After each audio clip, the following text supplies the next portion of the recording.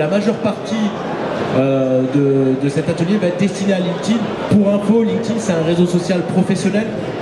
Aujourd'hui, on compte 16 millions de comptes actifs en France sur LinkedIn. Donc à peu près un actif sur deux est sur LinkedIn. Juste pour vous donner un ordre d'idée par rapport à ça. 1h22, c'est le temps moyen passé chaque jour par les Français sur les réseaux sociaux en moyenne.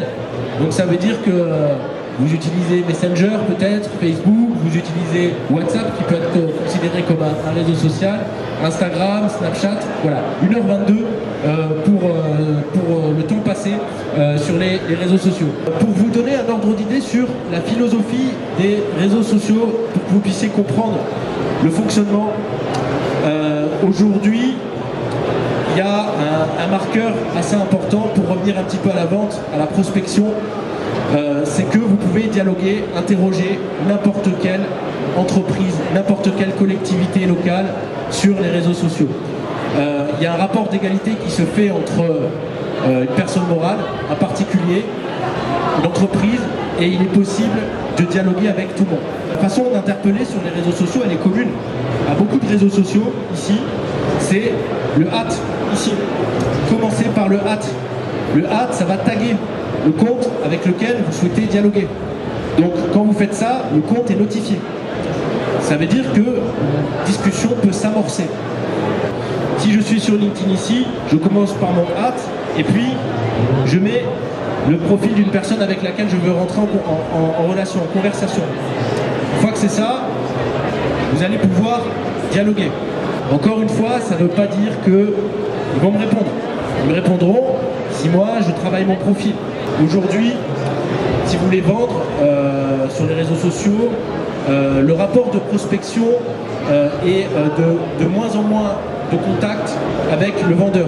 Qu'est-ce que ça veut dire? Ça veut dire qu'aujourd'hui, pour vous donner une anecdote, les chiffres d'une étude récente, quand les gens voulaient acheter une voiture il y a 20 ans, ils passaient 5 à 6 fois chez le concessionnaire. Aujourd'hui, ils viennent une fois, deux fois, parce qu'ils savent déjà tout. Parce que vous savez déjà tout, si vous ouvrez la page de votre concessionnaire, page Wikipédia, vous avez accès à de plus en plus de données. Donc, c'est cette notion-là aussi de renseignement, de prospection que vous allez initier si vous voulez prospecter sur les réseaux sociaux. LinkedIn, donc, qui est un réseau social professionnel, donc 500 millions d'utilisateurs à travers le monde, la moitié des actifs français sur LinkedIn. C'est un réseau social où il y a beaucoup de tenue dans les échanges. Vous n'allez pas avoir des grossièretés comme on peut en retrouver sur Facebook ou sur Twitter. Généralement, la prise de parole, elle est plutôt maîtrisée parce qu'elle engage la réputation professionnelle. Donc, les gens peuvent parler sur LinkedIn si vous gardez de la tenue, si vous vous intéressez à votre interlocuteur, si vous n'y allez pas uniquement pour fourguer votre business, ben là, il peut y avoir des choses intéressantes qui peuvent se nouer. Ce qu'on remarque dans tous les parcours d'achat, quels qu'ils soient aujourd'hui, c'est qu'on veut voir le vendeur le plus tard possible. Et donc, quand vous êtes sur les réseaux sociaux et que vous souhaitez vendre, vous n'allez pas faire de la réclame, vous allez plutôt continuer à alimenter ce processus d'information que l'acheteur ou le prospect va vouloir chercher. C'est-à-dire qu'un prospect qui veut acheter quelque chose, il passe du temps à s'informer. Et donc vous, en tant que vendeur, informez-le. Informez-le, partagez des informations, des trucs et astuces. En 2018, c'est déjà cette tendance-là que vous devez avoir en tête, c'est la tendance de l'information. On se focalise plus sur son offre, mais on se focalise sur le besoin de ses clients. Sur LinkedIn, donc on va rentrer un peu plus dans le détail. Objectif donc sur LinkedIn, ça va être de plusieurs ordres. Développer son identité professionnelle, s'appuyer sur son réseau et partager des contenus. Ça veut dire que si vous commencez à faire des demandes de contact, à prospecter, et que vous n'avez pas bien travaillé votre profil, ça va être un peu dommage parce que en fait, on va rentrer en relation avec vous pour savoir qui vous êtes et surtout qu'est-ce que vous faites sur ce réseau social-là et quelle est un peu votre raison d'être, votre pourquoi en fait. En fait, on veut savoir qu'est-ce que vous allez apporter à vos clients. C'est surtout ça qui doit apparaître sur votre profil LinkedIn. Et l'identité professionnelle, donc, elle va passer par un titre intelligible. Alors, pour en revenir sur le profil, vous voyez ici, j'ai un 1 à côté de la personne. Ça veut dire que je suis en relation niveau 1, ça veut dire que je peux dialoguer par messagerie, que je peux me faire recommander par cette personne, ça veut dire qu'on est en contact. Sur LinkedIn, vous n'avez pas plus de 3 niveaux de contact. Donc ça veut dire que, en gros, n'importe quel professionnel est atteignable à mesure que vous ajoutez des contacts. Un titre clair, une photo de profil travaillée. Il faut que le titre soit carré. Votre résumé peut être plus personnalisé après, mais le titre, vous devez quand même rentrer dans un moule. Quand vous êtes sur LinkedIn, évitez aussi le titre en recherche d'opportunités, parce que c'est pas un métier en recherche d'opportunités, et surtout, ça fait un peu sauvez-moi, quoi.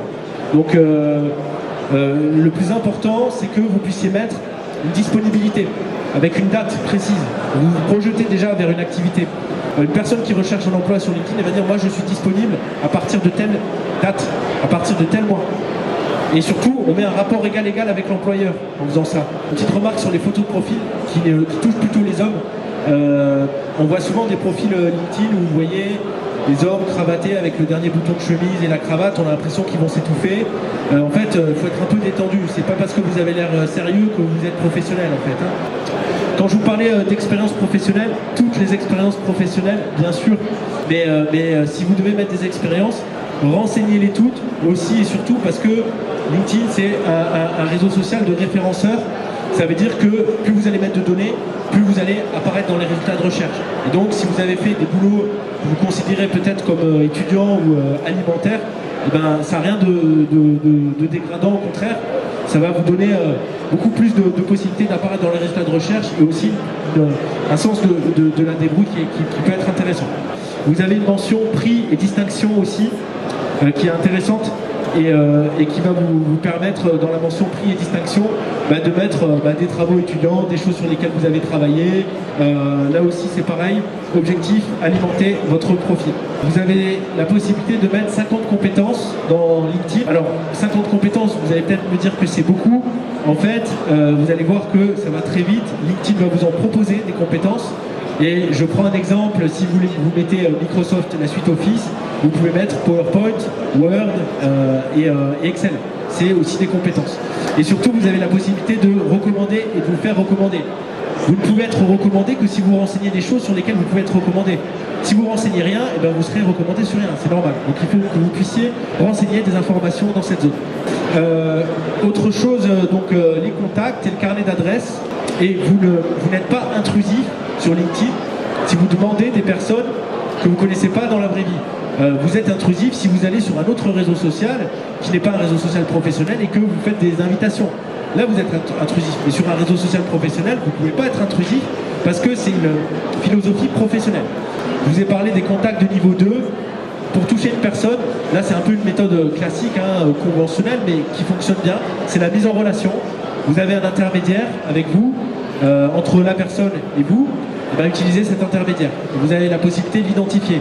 Et là, c'est le fameux truc, un tel connaît un tel, et on se met en relation. Et ça, on peut le faire sur LinkedIn. Moi, j'ai pour parti pris de dire, on accepte tout le monde. Et après, s'il y a des contacts qui vous spoilent ou qui sont trop intrusifs dans votre messagerie, ben là, vous les enlevez a posteriori. Mais vous acceptez tout le monde plutôt. Après, vous faites le tri. La publication. Alors, vous avez mis ça, parler, écrire, lire.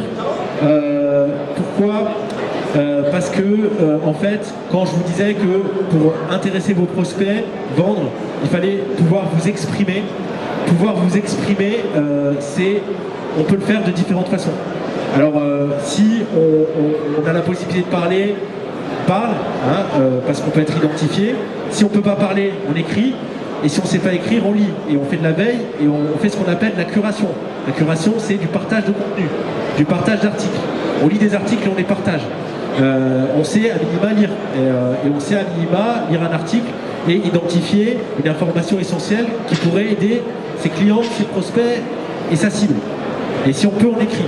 Voilà. Alors après, on n'est pas tous à l'aise pour écrire, mais si on n'est peut-être pas tous à l'aise pour parler, mais à minima, on lit et on partage. Pourquoi ? Parce que après, c'est ça qui va générer de l'interaction. Quand vous publiez quelque chose sur un sujet donné, que vous apportez de la valeur, que vous fournissez gratuitement une information sans dire que votre solution, votre produit c'est le meilleur, et bien là vous allez avoir un impact et vous allez pouvoir aider votre audience. Et là, vous avez une philosophie, c'est-à-dire, pensez pas que quand vous partagez, en fait, vous bossez pour rien. En fait, non, parce que vous apprenez aussi en même temps. Quand vous lisez un article, vous apprenez aussi. Et donc, c'est quelque chose qui vous servira par la suite à un moment ou à un autre dans votre vie. Simplement, pour vous donner aussi un ordre d'idée en termes de publication, quand vous êtes sur LinkedIn, vous pouvez aussi partager des anecdotes. Alors, 50% du temps, vous allez donner des conseils, vous allez un peu parler de votre offre, mais vous pouvez aussi évoquer des aspects de votre vie professionnelle qui feraient que vous êtes aussi humain et que vous êtes vulnérable et que vous avez une famille et que vous avez tout un tas de choses que vous pouvez partager. Donc vous voyez cette publication, une personne qui va raconter juste un moment qui peut être perçu comme privé mais qui est une situation de vie et qui va permettre de s'identifier. Les choses à ne pas faire, éviter les partages d'articles sans commentaires. Et ça on le voit beaucoup, je ne vais pas les citer mais il y a des boîtes qui font des tableaux en fait de meilleurs salariés qui partagent des contenus, ça sert absolument à rien de mettre un lien dans un fil d'actualité si on dit rien en fait. Donc quand vous partagez des liens, essayez de donner un peu votre laïus, essayez de donner votre... et puis faciliter la lecture, quoi. Ça veut dire que la personne elle va devoir cliquer, elle va devoir chercher l'info. Si elle a l'info dedans, allez-y. Alors, des petites choses aussi, donc on n'est pas sur une plateforme divertissante, on n'est pas non plus au café du commerce.